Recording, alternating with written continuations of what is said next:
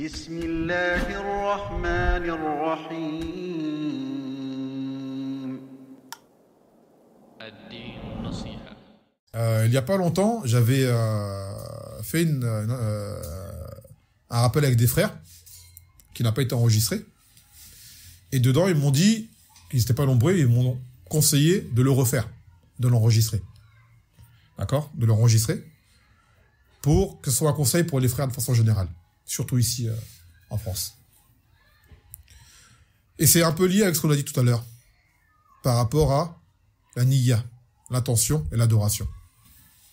C'est qu'en fait, ici en France, on a beaucoup été imprégné de cet esprit de laïcité.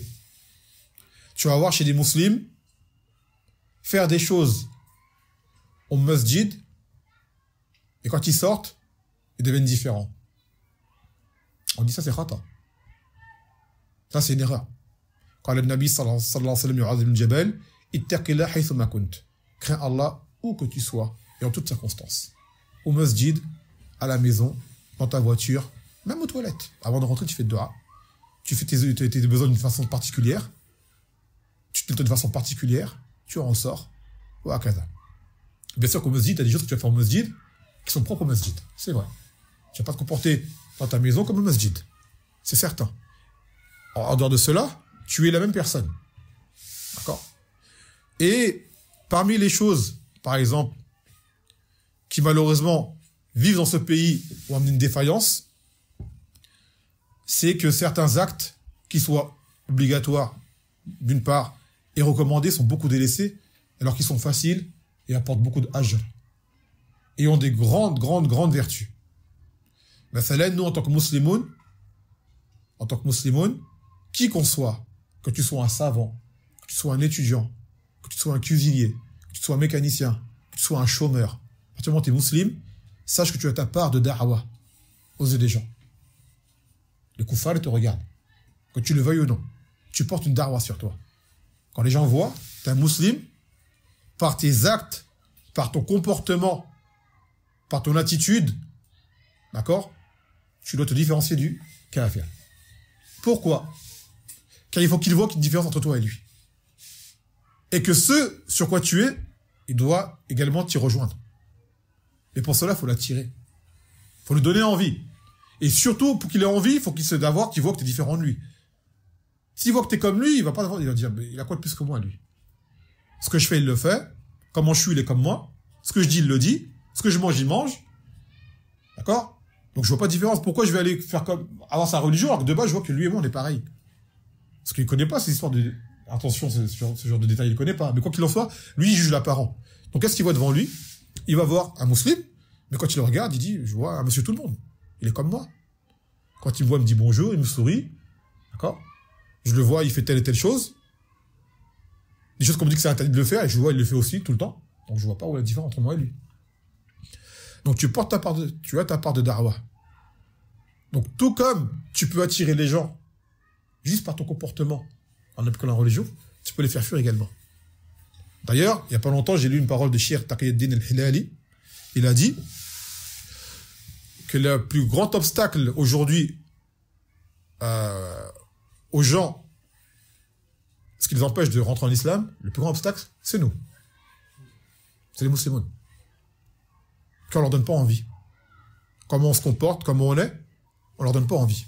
On les attire pas. Au contraire, on les fait fuir. Ils ne voient pas cette différence qui est entre nous et eux. Et le bien qui est en nous, il n'est pas très apparent, parce que souvent il est dans les cœurs, donc voilà. Et le mal, il est apparent direct, flagrant. Et souvent, les ulama comparent le croyant, et principalement l'homme pieux, ou même le talib, à un camis blanc, un vêtement blanc. D'où le fait que d'ailleurs en islam, le vêtement préféré qu'on doit avoir, c'est le blanc. Pourquoi? Car le blanc, la moindre tache, elle se voit tout de suite. Donc le croyant est à l'exemple du vêtement blanc. La moindre erreur, on va la voir tout de suite. Et les gens vont dire, ah, regarde. Voilà. Ça, c'est un musulman, ça. Regarde. Donc il va faire une faute, tout de suite, il va être pointé du doigt. Bah, c'est comme demain, t'as un camis blanc, tu te tachais, une petite tache. Ça veut dire que t'es sale? T'as une tâche qui est arrivée, tâche d'encre, tâche de sauce. T'as mangé, t'étais propre, tu t'es taché. T'as une tâche là, c'est bon, elle est flagrante. Est-ce que ça veut dire que t'es quelqu'un de sale à la base? Tout le monde se tâche. Seulement sur le blanc, ça se voit tout de suite. Retrouve un vêtement noir, il est de l'huile ici, il est, je sais pas moi, du jus ici, de la sauce ici, mais ça se voit pas, parce que son vêtement, il est pas noir, il est pas blanc. Lui, il est sale, mais ça se voit pas sur lui. Mais toi, la moindre tâche, ça se voit direct. Là, tu lui dis, toi, t'es plus sale que moi, mais comme t'as un vêtement de couleur sombre, ça se voit pas. Mais moi, ça se voit tout de suite. Vous voyez? Donc là où je voulais en venir, par rapport au fait justement qu'on doit se différencier des koufars, et d'ailleurs quand le Nabi sallallahu alayhi wa sallam man tashabaha bikum fahuwa minhum, ceux qui ressemblent à un peuple, il en fait partie. On a des choses entre religions qui sont soit obligatoires, soit recommandées, permises, détestables ou interdites. D'accord? Et toutes, on peut en tirer une récompense. L'obligatoire, on le fait qu'une niya, on est récompensé. Le recommandé, on le fait qu'une niya, on est récompensé. On le fait pas, on n'a rien. Le permis, si on met une niya, de le faire pour plaire à Allah, une chose permise, comme on l'a dit au début, on est récompensé. Le détestable, on le délaisse pour plaire à Allah. D'accord? Si on le fait, on n'a pas de péché, mais si on le délaisse pour Allah, on est récompensé. Et le haram, faut qu'on le délaisse. Et le tout tourne autour de la niya. D'accord? Donc là, il y a un fadl. Je vois qu'ici, on délaisse beaucoup, et principalement en France. Et là, je vais parler des frères en particulier. C'est le port du kamis. Le port du kamis, il rentre dans le recommandé. Porter un kamis n'est pas obligatoire. Porter un kamis n'est pas obligatoire. Mais, ici, dans un pays comme la France, c'est un vêtement qui va entrer dans la démarcation, justement, avec les koufars. À la base, c'est pas interdit par les lois, porter un kamis. Et la seule chose que tu risques d'avoir, c'est des mauvais regards. De certaines personnes, pas tout le monde. Certaines personnes. Et c'est un regard, c'est rien. C'est un regard, c'est rien. À la base, que les juifs et les chrétiens ne seront satisfaits de toi que lorsque tu suivras leur religion. Donc même tu enlèves ton kamis, tu seras musulman, tu vas pas leur plaire. De toute façon. Dès qu'ils sont que tu es musulman, tu vas pas leur plaire. Et aujourd'hui, je vois par exemple beaucoup de frères, machallah, les haya, elle est là. Et porte le sarawil, par exemple, en dessous. D'accord, moi je veux que le sarawil, c'est permis. Il y a des ulama, ils voient que c'est pas permis. Au Yémen, chez nous, les ulama, les machins voient que c'est pas permis. Le sarawil tout seul, ils voient que c'est pas permis. Mais le kol sahih, pour moi, c'est que c'est permis. Ça reste un vêtement légiféré. Et les frères vont avoir la barbe. Les haya, machallah. Vous voyez? Mais aujourd'hui, regardez la mode. Elle est où la mode? Même chez les koufars. C'est la barbe. Beaucoup d'entre eux ont une barbe, une vraie barbe, qui n'est pas taillée. Une vraie barbe. Et moi, je l'ai déjà vu dans la rue. Je me trouve de face à des gens, bah, je sais plus qui j'ai devant moi. Même un frère qui est là avec sa barbe en sarawil, je vais pas faire attention que c'est un sarawil. Ça peut être un... Parce que les sarawil maintenant sont tellement fashion que tu arrives même un peu à distinguer que c'est pas un pantalon. Donc, tu le distingues pas qui t'a devant toi. Tu sais pas qui t'a devant toi en réalité. À part si vraiment tu fais attention. Et normalement, le musulman, c'est une chose qui est flagrante. C'est-à-dire que son identité islamique, il l'affiche tout de suite. Comme ça, on sait en qui on a affaire. Donc demain, tu vois un frère avec l'ihya en sarawil ou au pantalon, tu sauras pas qui il est forcément. Mais tu verras demain quelqu'un en kamis, même rasé, tu sauras à qui t'as affaire. Même s'il est rasé, hein. Il porte le kamis, ce vêtement-là, tu sais que c'est le vêtement du musulman. Les koufars ne portent pas de kamis. Et ne sallallahu alayhi wa sallam, que ça devienne une mode plus tard, qu'ils se mettent à les faire, des kamis, et que tout le monde les porte. Là, ce serait une moussiba à ce moment-là. C'est possible que ça arrive, hein. Mais pour l'instant, c'est pas encore le cas. Donc aujourd'hui, en portant ton kamis, les gens voient qui tu es. Musulman. Donc de là, tu te démarques. Quand tu vas faire un bien, ils vont le voir. Tu vas au masjid tous les jours, ils vont le voir. Tu fais un acte de bien dans la rue, pour aider quelqu'un ou quoi, ils vont le voir. Tu t'exprimes bien, ils vont le voir. D'accord? T'évites les choses mauvaises, ils vont le voir. Par exemple, le jour on en parlait avec des frères, je monte dans le bus, je suis assis comme ça en kamis, il n'y a aucune femme qui vient s'asseoir à côté de moi. Un frère va venir normal, sera pas en kamis, elle pourra s'asseoir à côté de lui. Même fitna. Ton kamis, il te fait office de protection. Les gens disent, on sait à qui on a affaire. Tu vas dans un magasin, je l'ai vu de propres yeux, je paye, je rends la monnaie, la caissière, je mets ma main, elle pose sa main au-dessus pour pas me toucher. Sans que je lui dise, ne me touche pas. Elle sait, elle me voit, elle sait. Elle voit le frère en casa, en prendre la sunna, elle sait à qui elle a affaire. Tout de suite. Donc, en fait, c'est un message que tu donnes aux gens. Tu dis, Je suis musulman. Tu vois? Donc, comme je suis musulman, forcément, ils auront un comportement avec toi. Ça peut être haineux, c'est vrai. Tout comme ça peut être intrigue, tu vois, que ça peut être attirance. Donc, quand tu attires les gens qui entrent en islam, tu sais le âge que tu as? Sans que tu aies à les appeler, ils t'observent, les gens, ils te regardent. Quand le musulman passe, les gens le regardent. Ils l'observent. Qu'est-ce qu'il fait? T'en as, ils attendent que tu fasses une erreur pour te critiquer. Et des fois, bah, ils trouvent rien. Tu vois? Juste la petite tache, comme on dit sur camis blanc, la petite tache de sauce, là, vite fait. Tu dis, c'est rien, ça c'est une tache en mangeant, c'est rien.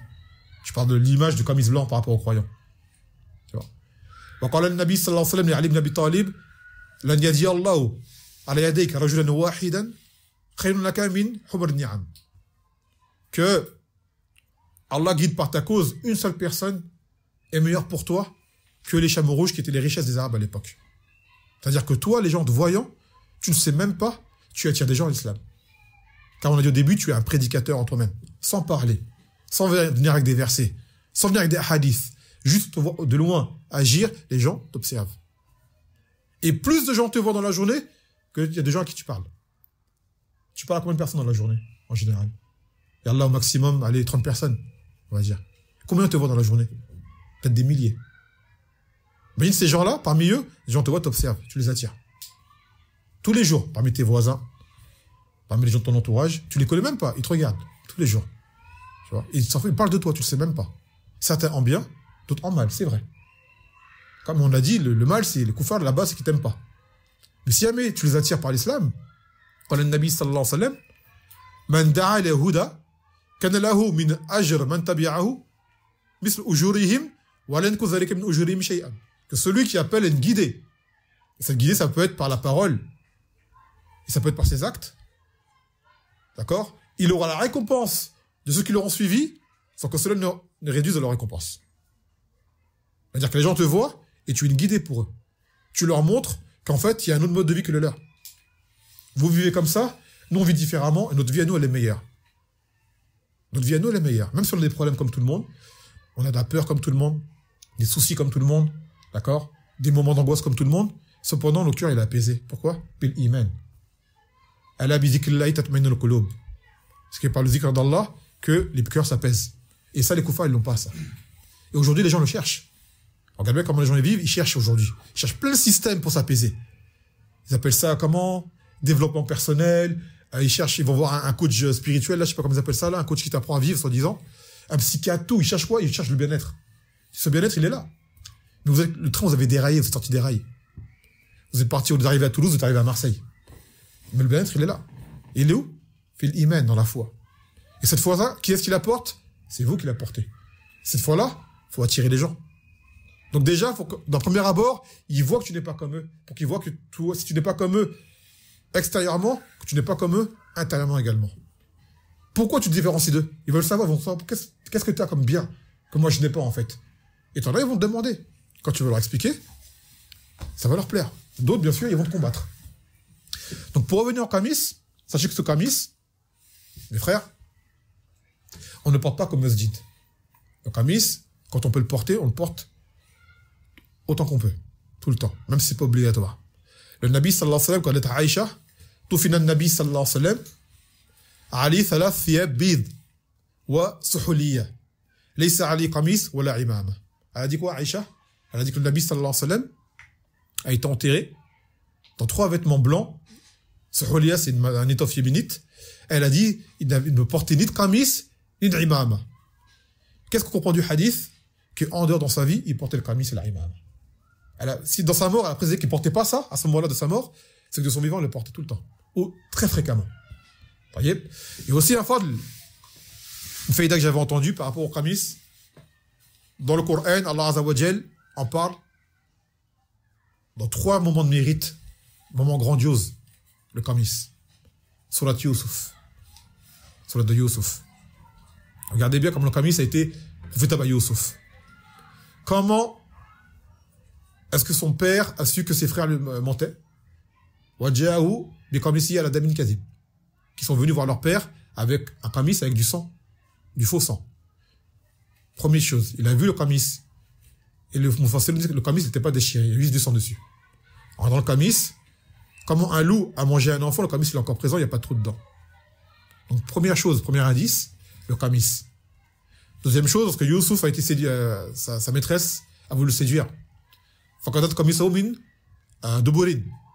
Quand il a voulu aller vers la porte, elle a attrapé son kamis, elle l'a déchiré par derrière. Après, ils ont voulu juger. Quand il a dit, c'est elle qui a voulu me séduire. Elle a dit, non, c'est lui qui a voulu m'avoir. Ils ont dit quoi? In kana kamisu kuddamin kubulin, fasadakat wa hum al-kadhibin. Wa in kana kamisu kuddamin duburin, fakazabat hum al-sadiqin. Ils ont dit, regardez son kamis. S'il est déchiré de devant, c'est que c'est lui qui est venu vers elle, a voulu se débattre. Donc c'est lui qui ment, c'est qui a raison. Et s'il était déchiré par derrière, c'est qu'il a voulu partir vraiment, elle a voulu retenir, elle a déchiré. Quand ils ont vu son kamis était déchiré par derrière, ils ont vu que c'est elle qui mentait. Donc ce kamis, deuxième fois, ça a été une façon de l'innocenter. Bien qu'il ait été lésé, mis en prison quand même.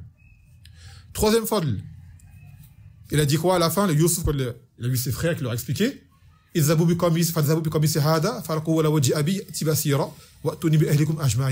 prenez mon kamis, celui-ci, et jetez-le sur le visage de mon père, il va redevenir voyant. Regardez bien le kamis. Prenez mon kamis, mettez-le sur le visage de mon père, il va redevenir voyant.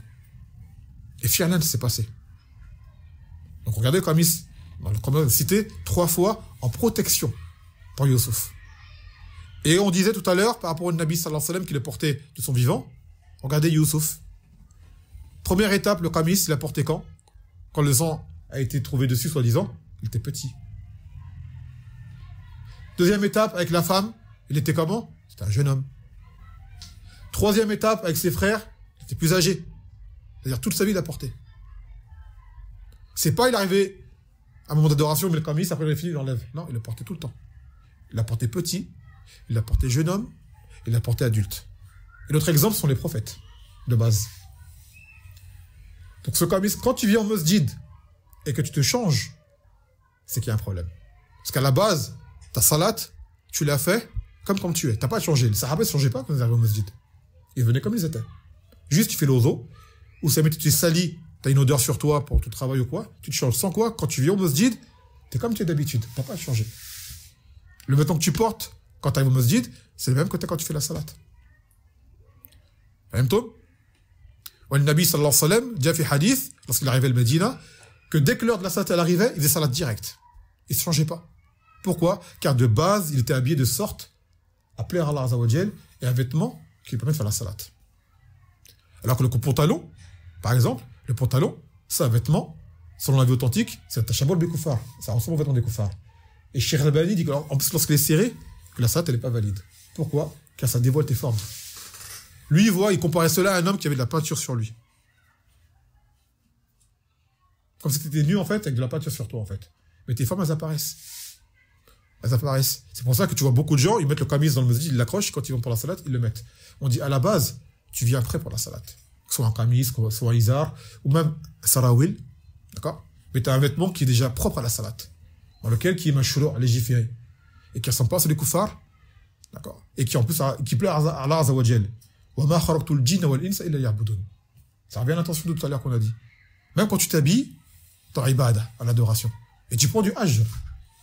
Et crois-moi bien que tu as plus de hajj à porter un kamis qu'à porter un pantalon. Mikathir. Et même plus de hajj à porter un kamis qu'un sarawil. Également. Pour les vertus citées auparavant. Car il faut que tu aies nia aussi quand tu portes le kamis. De ressembler au Nabi sallallahu alayhi wa sallam. Quoi que tu fasses comme chose, tu as une lignée de ressembler au Nabi sallallahu alayhi wa sallam, tu es récompensé. Que ce soit le kamis, que ce soit la imama, que ce soit le izar, que ce soit quel que soit ce que tu portes, tu es récompensé. Des points que j'ai oublié de préciser. D'ailleurs, le frère qui a envoyé l'audio l'autre jour a bien fait de rappeler ça. C'est que parmi les fitanes qui te sont protégées, dont tu es protégé, on va dire, les fitanes justement de la rue. De la rue. Parce que beaucoup des frères aujourd'hui qui sont dans la salafia ou sur le istiqama, c'est des gens qui sont à la base des gens de cité. Donc ils ont connu des histoires auparavant. Et ça, c'est comment un peu l'ambiance. Et quand tu te revêts de ce vêtement-là, ben, tu vois qu'en fait, tu sors de ce tourbillon. Ça t'aide à sortir de ce tourbillon-là. C'est-à-dire déjà, les jeunes des cités, ils te respectent beaucoup plus. Et tu regardes bien, quelqu'un qui est habillé en camis, il peut aller partout. Avant, tu avais par exemple un problème avec une cité à tel endroit, tu peux pas y aller. Tu vas là-bas, tu peux avoir des problèmes. Tu regardes un frère qui vient, aujourd'hui, il est habillé en sunna, il peut aller dans n'importe quelle banlieue, dans n'importe quelle cité, personne ne dit rien. Et d'autres qui viennent, ils vont dire, c'est qui lui, d'où il vient celui-là? Qu'est-ce qu'il veut ici? Parce que là-bas, ils sont dans leur trafic, dans leur truc, ils savent pas qui tu es. Qu'est-ce que tu viens faire? Quand ils vont prendre en camis, ils posent même pas de questions. Voilà. Tu peux aller où tu veux. Également, comme ça arrivé au frère il y a pas longtemps, qu'il y a eu une bagarre en bas de chez lui. On va aller comme ça. Il y a une bagarre en bas de chez lui. Et il a dit justement, personne ne lui a rien fait. Et la police sont arrivés pour pouvoir remettre de l'ordre. Ils sont mis à gazer tout le monde. Lui, ils n'ont rien fait. Ils n'ont rien fait. Pourquoi? Parce qu'ils ont vu directement comme il était habillé, c'est que toi, t'es pas avec eux. T'es pas concerné par cette histoire-là. Ça n'a rien à voir. Moi, ça m'était aussi arrivé une fois à l'époque. J'étais parti rendre visite à un frère, en bas d'une cité. J'étais encore fraîchement converti. J'étais parti là-bas, j'étais habillé en sunna, tout ça. La police sont arrivés, donc on a contrôlé tout le monde, et des petits jeunes. Ils sont arrivés devant moi, ils m'ont dit, qu'est-ce que tu fais là, toi? Je leur ai dit, j'attends un ami à moi. Ils m'ont regardé, ils m'ont dit, c'est bon. Ils m'ont laissé. Ils m'ont rien demandé. Pourquoi? Parce qu'ils ont vu comment j'étais habillé. Ils ont dit, ça n'a rien à voir avec ça. Donc ça préserve énormément. Alors là, dans quelle situation? Non. Et aussi, ça appelle à ce que les gens qui ont un khayr dans le cœur, et ça, j'en témoigne, je l'ai vu, dans la rue, t'interpellent. Des gens que tu ne connais pas.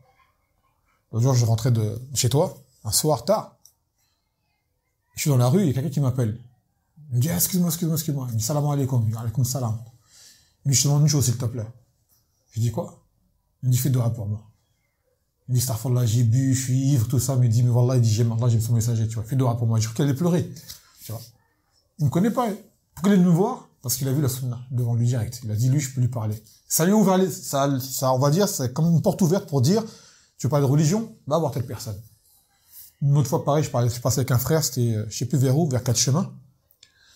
Et on passe devant des bars. Et là-bas, il y avait plein d'Algériens assis en train de boire et tout. Quand ils nous ont vus, on passe salam de loin, grand sourire, Allah ma'akum. Tu vois? Dans le sens respect. En fait, quand ils te voient comme ça, ces gens-là qui ont un khayr dans le cœur, t'as un rappel pour eux. Tu vois, ils disent, alhamdoulilah, c'est le salam devant nous maintenant, là, clairement. Et tu sais pas, il se peut qu'après ça, il t'a passé le salam, tu lui as rendu le salam avec un sourire, même si dans le péché, c'est lui qui a passé le salam, c'est-à-dire, tu sais, c'est lui qui veut à la base, c'est lui qui est venu vers toi. Tu vois. Et tu sais pas, il se peut que, rien que par ça, tu sois une cause que le soir, il fasse tawbah. Il dit, je vais me mettre droit, je vais me mettre bien et tout. J'ai vu aujourd'hui une bande de petits jeunes, s'ils y arrivent, pourquoi je pourrais pas y arriver moi aussi? C'est une da'wa que tu fais. Tu portes une da'wa juste en portant la sunna. Pour compléter ce qu'on disait la dernière fois. Pour dire que c'est très important. Ça apporte beaucoup de khayr, sans même te rendre compte. C'est une da'wa. Et comme on l'a dit, le musulman, où qu'il soit, il a la responsabilité de da'wa. Pour les gens autour de lui. De montrer qu'il est sur la vérité. Et qu'il y appelle les gens. Que ce soit par ses paroles directement, ou par ses actes en faisant du bien. Non. Bon, c'était une parenthèse pour compléter le kalima de la dernière fois, sur ce sujet-là.